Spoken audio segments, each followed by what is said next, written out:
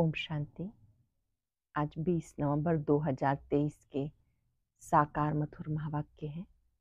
आज की मधुर मुरली में बाबा हम बच्चों को स्मृति दिला रहे हैं और हमें भी आपस में एक दो को ये स्मृति दिलानी है कि अब ये 84 का चक्र पूरा हुआ, अब वापिस घर जाना है। यही स्मृति है जो उन्नति पाने का साधन है। इस देह रूपी वस्त्र को यही छोड़कर अब हमें वापस घर लौटना है। जिन्हें ये स्मृति रहती है वो देह और दुनिया में रहते न्यारे प्यारे रहते हैं। बाबा ने याद दिलाया कि तुम बच्चे मूल वतन से यहाँ पार्ट बजाने आए हो। आप बच्चे ही देवी देवता थे, जन्म पुनर्जन्म लेते, अब आप ब्राह्मण बने हो। आपको फिर से देवी देवता बनना है। इस समय आप अपना सब कुछ डायरेक्ट शिव बाबा के पास इंश्योर करते हो। ये आपका 21 जन्मों के लिए जमा हो जाता है। भक्ति मार्ग में इनडायरेक्ट करते थे, अभी डायरेक्ट सफल करना है। ये इंश्योरेंस 21 जन्म तक चलता है। भारत की ही जय कहते हैं। भारत की जय कब होती है, क्षय कब होती है, ये भी तुम बच्चे जानते हो। भारत ही राम राज्य था, अब रावण राज्य बना। फिर से भारत की जय इस समय होती है जब बाबा आकर भारत को स्वर्ग बनाते हैं। बाबा ने कहा तुम बच्चों को पहले स्वयं में अच्छी धारणा करनी है, फिर औरों को करानी है। आप रूहानी सोशल वर्कर हो। जैसे वो सोशल वर्कर होते हैं, आप रूहानी सोशल वर्कर हो। रूहों की सेवा करते हो, उन्हें मनुष्य से देवता बनाने का ज्ञान देते हो। भारत की महिमा, शिव बाबा की महिमा, श्री कृष्ण की महिमा, तीनों ही अलग अलग लिखो ताकि उन्हें समझ में आए कि भारत फिर से स्वर्ग बन रहा है। सुनते हैं बाबा के मधुर बोल। बाबा ने कहा मीठे बच्चे, एवर हेल्दी वेल्दी बनने के लिए तुम अभी डायरेक्ट तन मन धन इंश्योर करो। इस समय ये बेहद का इंश्योरेंस होता है। एवर हेल्दी वेल्दी बनने के लिए तुम अभी डायरेक्ट तन मन धन इंश्योर करो। इस समय ये बेहद का इंश्योरेंस होता है। क्वेश्चन है, आपस में एक दूसरे को कौन सी स्मृति दिलाते उन्नति को पाना है? आपस में एक दूसरे को कौन सी स्मृति दिलाते उन्नति को पाना है? एक दूसरे को स्मृति दिलाओ, नाटक पूरा हुआ, वापस घर चलना है। अनेक बार ये पार्ट बजाया, 84 जन्म पूरे किए, अब शरीर रूपी वस्त्र उतार घर चलेंगे। यही है तुम रूहानी सोशल वर्कर की सेवा। तुम रूहानी सोशल वर्कर सबको संदेश देते रहो। देह सहित देह के सब संबंधों को भूल बाप और घर को याद करो। तुम रूहानी सोशल वर्कर सबको संदेश दो। अंडरलाइन करेंगे वो संदेश, देह सहित देह के सब संबंधों को भूल बाप और घर को याद करो। गीत है, छोड़ भी दे आकाश सिंहासन, इस धरती पर आ जा रे। ओम शांति। जहाँ गीता की पाठशालाएं होती हैं वहां अक्सर करके गीत गाते हैं। गीता सुनाने वाले पहले श्लोक गाते हैं, ये जानते तो नहीं कि किसको बुलाते हैं। इस समय धर्म ग्लानि है, पहले है प्रार्थना, फिर वो रिस्पॉन्स करते हैं, आओ फिर से आकर गीता ज्ञान सुनाओ, क्योंकि पाप बहुत बढ़ गया।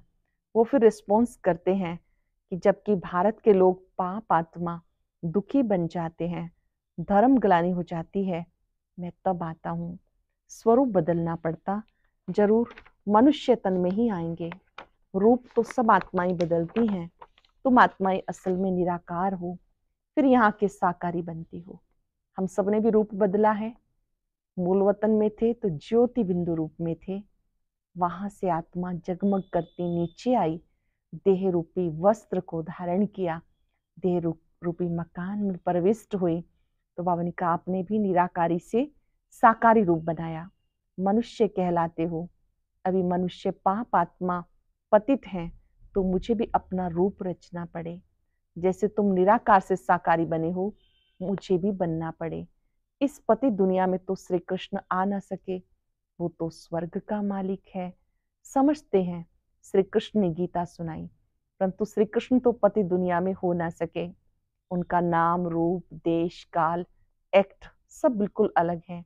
ये बाबा बताते। श्री कृष्ण को तो अपने माता पिता हैं, उसने माँ के गर्भ से अपना रूप रचा। मैं तो गर्भ में नहीं जाता, मुझे रथ जरूर चाहिए। शिव बाबा कहते मैं किसी गर्भ में नहीं जाता, मुझे रथ जरूर चाहिए। मैं इनके बहुत जन्मों के अंत के जन्म में प्रवेश करता हूँ। पहला नंबर है श्री कृष्ण।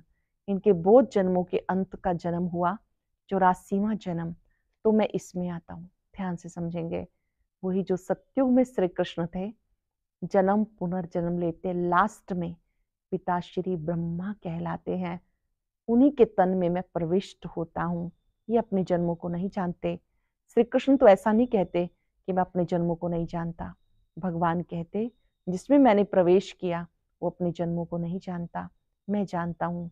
श्री कृष्ण तो राजधानी का मालिक है। सत्युग में है सूर्यवंशी राज्य विष्णुपुरी। विष्णु कहा जाता लक्ष्मी नारायण को। कहाँ भी भाषण होता है तो ये रिकॉर्ड काफी है, क्योंकि ये तो भारतवासी खुद गाते हैं। जब धर्म प्रायलोप हो जाए तभी मैं गीता सुनाऊं। वही धर्म फिर से स्थापन करना है।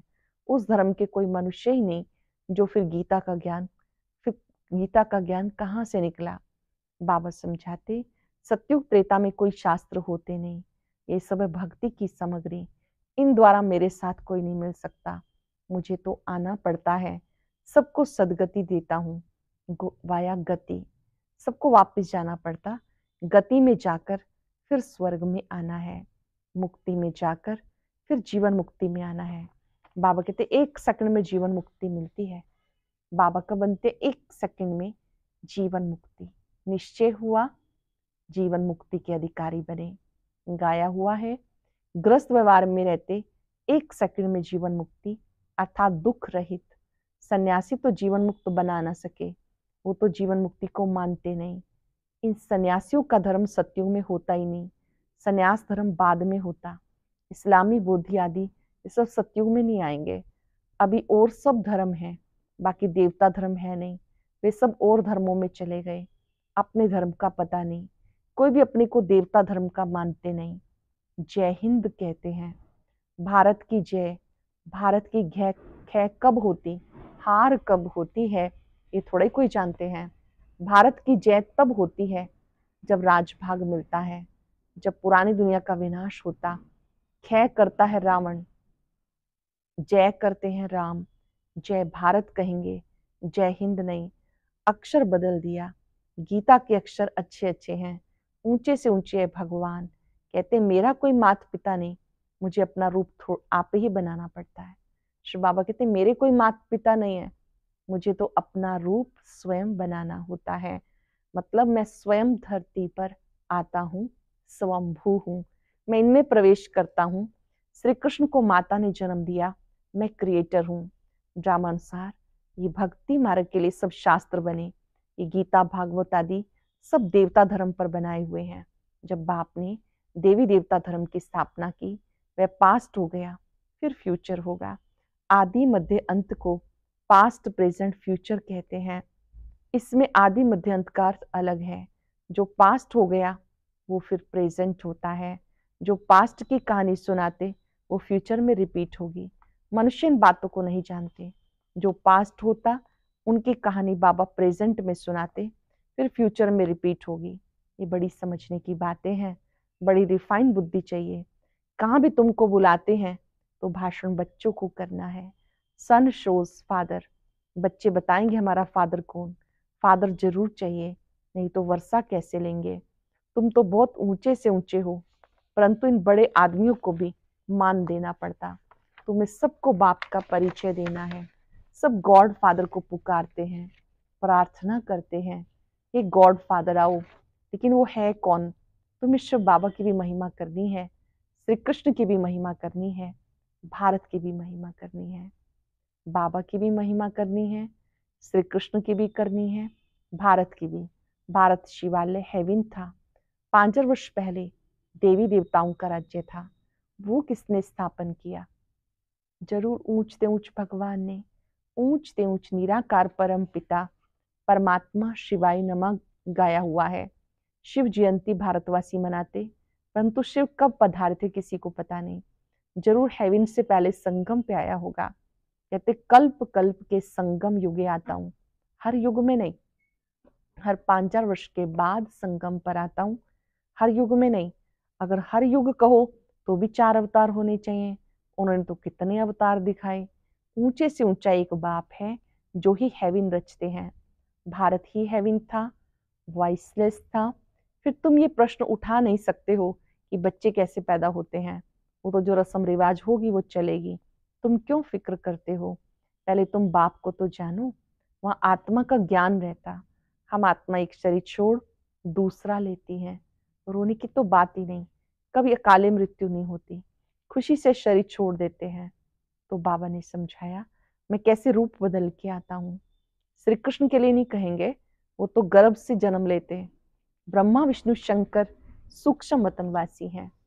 प्रजापिता जरूर यहाँ चाहिए, हम उनकी संतान हैं। वो निराकार बाप अविनाशी है, हम आत्माएं भी अविनाशी हैं। परंतु मैं पुनर्जन्म में जरूर आना है।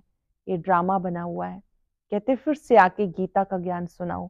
तो जरूर जब चक्र में आएंगे, जो होकर गए बाप भी होकर गए फिर आए हैं। जो भी चक्र लगा कर गए फिर आएंगे। बाबा भी फिर से आए हैं। कहते फिर से आकर गीता सुनाता हूँ। बुलाते पतित पावन आओ, तो जरूर पतित दुनिया है। सब पतित हैं, तभी तो पाप धोने के लिए गंगा स्नान करने जाते हैं। स्वर्ग में ये भारत ही था। भारत है ऊंच अविनाशी खंड, सबका तीर्थ स्थान। सब मनुष्य मात्र पतित हैं। सबको जीवन मुक्ति देने वाला बाप है। जरूर जो इतनी बड़ी सर्विस करते हैं उनकी महिमा गानी चाहिए। अविनाशी बाप का बर्थ प्लेस है भारत। वही सबको पावन बनाने वाला है। बाप अपने बर्थ प्लेस को छोड़ और कहीं जा ना सके। तो बाबा समझाते मैं कैसे रूप रचता हूँ। सारा मदार धारणा पर है। धारणा पर तुम बच्चों का मर्तबा है। अटेंशन देंगे। ज्ञान की बातों को स्वयं में धारण करने से ऊंच पद पाते हैं। धारणा पर तुम बच्चों का मर्तबा है। सबकी मुरली एक जैसी हो नहीं सकती। भले काठ की मुरली सब बजाएं तो भी एक जैसी नहीं हो सकती। हर एक का एक्ट पार्ट अलग अलग है। इतनी छोटी सी आत्मा में कितना भारी पार्ट है। परमात्मा भी कहते हैं पार्टधारी हैं। जब धर्म गलानी होती है मैं तब आता हूँ। भक्ति मार्ग में भी मैं देता हूँ। ईश्वर अर्थ दान पुण्य करते हैं, ईश्वर ही उनका फल देते हैं। सब अपने को इंश्योर करते हैं, जानते इसका फल दूसरे जन्म में मिलेगा। तुम इंश्योर करते हो 21 जन्म के लिए। वो है हद का इंश्योरेंस इनडायरेक्ट, और ये है बेहद का इंश्योरेंस डायरेक्ट। तुम तन मन धन से अपने को इंश्योर करते हो, फिर अथाह धन पाएंगे, एवर हेल्दी वेल्दी बनेंगे। तुम डायरेक्ट इंश्योर कर रहे हो। मनुष्य ईश्वर अर्थ दान करते हैं, समझते ईश्वर देगा। वो कैसे दिलाते हैं ये थोड़ा ही समझते हैं। मनुष्य समझते जो कुछ मिलता है ईश्वर देता है। ईश्वर ने बच्चा दिया, अच्छा देते हैं, फिर लेंगे, लेंगे भी जरूर। तुम सबको मरना जरूर है, साथ कुछ भी तो नहीं जाएगा। ये शरीर भी खत्म होना है, इसलिए जो इंश्योर करना है वो कर लो। बहुत ही सुंदर बात। ये शरीर भी खत्म होना है, जो इंश्योर करना है वो करो, फिर 21 जन्म इंश्योर हो जाएंगे।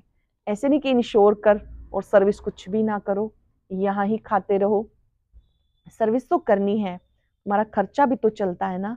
इंश्योर कर और खाते ही रहते तो मिलेगा कुछ भी नहीं। जब सर्विस करो तब ऊंच पद मिलेगा। अपना सब कुछ बाबा के पास इंश्योर करो। बाबा के पास बीमा करा दिया, फिर सेवा भी करनी है। ऐसे नहीं सिर्फ खाते रहें, जमा तो कुछ होगा नहीं। जितना जो जास्ती सर्विस करते हैं उतना जास्ती मिलता है। थोड़ी सर्विस तो थोड़ा मिलेगा। गवर्नमेंट के सोशल वर्कर भी नंबरवार होते, उनके बड़े बड़े हेड्स होते हैं। अनेक प्रकार के सोशल वर्कर्स हैं। वो है जिस्मानी और तुम्हारी है रूहानी सर्विस। हर एक को तुम रूहानी यात्री बनाते हो। ये है बाप के पास जाने की यात्रा। बाबा कहते देश सहित दे के सब संबंधों को, गुरु गोसाई आदि को भी भूलो, मामेकम याद करो। देह देह के संबंध सबको भूलो, मामेकम याद करो। परम पिता परमात्मा निराकार है, साकार रूप धारण करके समझाते। कहते हैं मैं लोन लेता हूँ, प्रकृति का आधार लेता हूँ, अब फिर सबको वापस जाना है।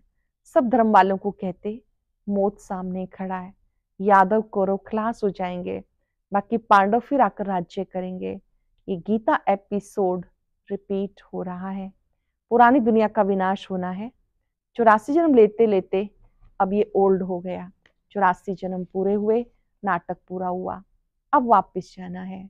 शरीर छोड़कर जाते हैं, एक दो को यही स्मृति दिलाते अब वापस जाना है। अनेक बार पार्ट बजाया 84 जन्मों का। ये नाटक अनादि बना हुआ है। जो जो जिस धर्म वाले हैं उनको अपने सेक्शन में जाना है। जो देवी देवता धर्म प्रायलोप हो गया उनके लिए सैपलिंग लग रही है। जो फूल होंगे वो आ जाएंगे, देवी देवता धर्म के जो फूल होंगे आ जाएंगे। अच्छे अच्छे फूल आते हैं, फिर माया का तूफान लगने से गिर पड़ते, फिर ज्ञान की संजीवनी बूटी मिलने से उठ पड़ते हैं।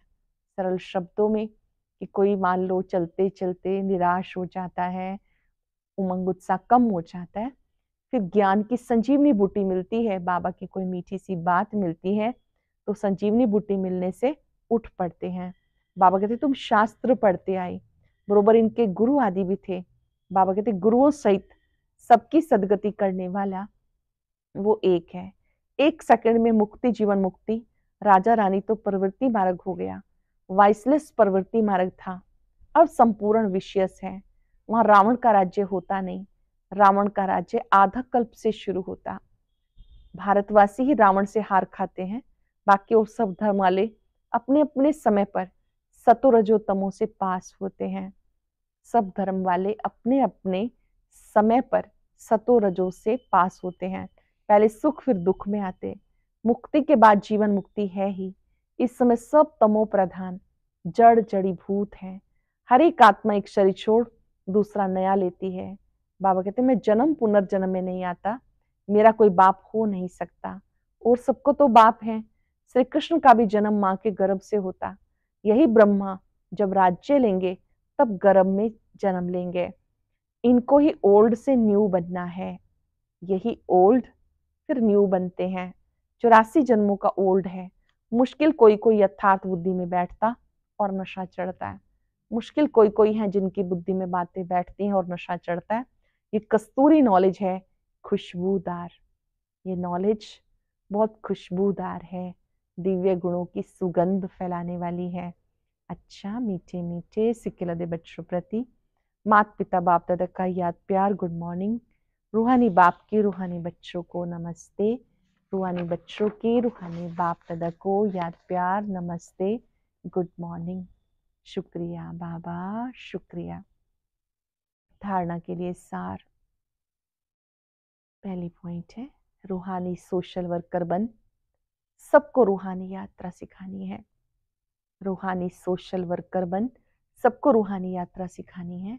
अपने देवी देवता धर्म की सैपलिंग लगानी है। अपनी रिफाइन बुद्धि से बाबा का शो करना है।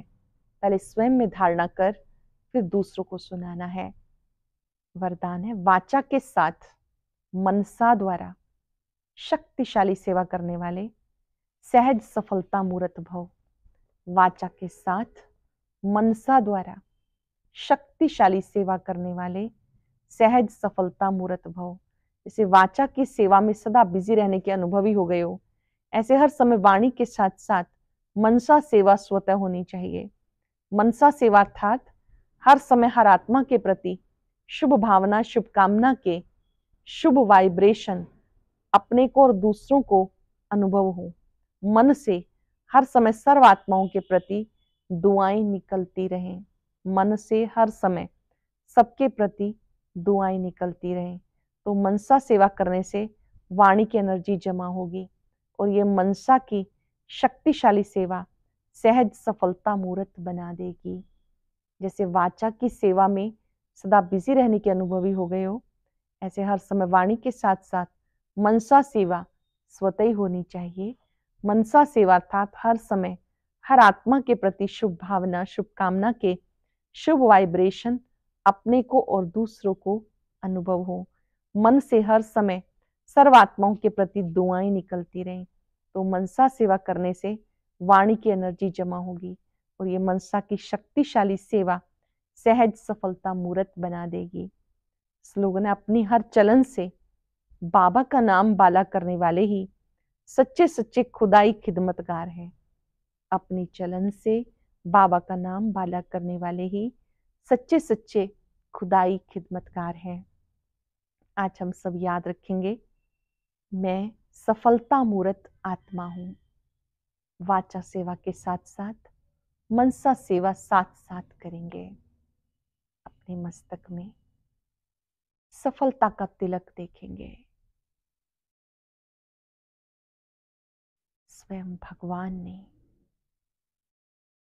मुझे सफलता मूर्त बनाया है।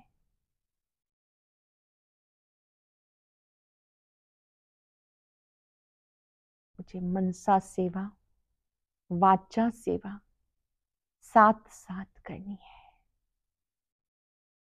सर्वात्माओं के प्रति निरंतर शुभ भावना, शुभकामना। सभी आत्माएं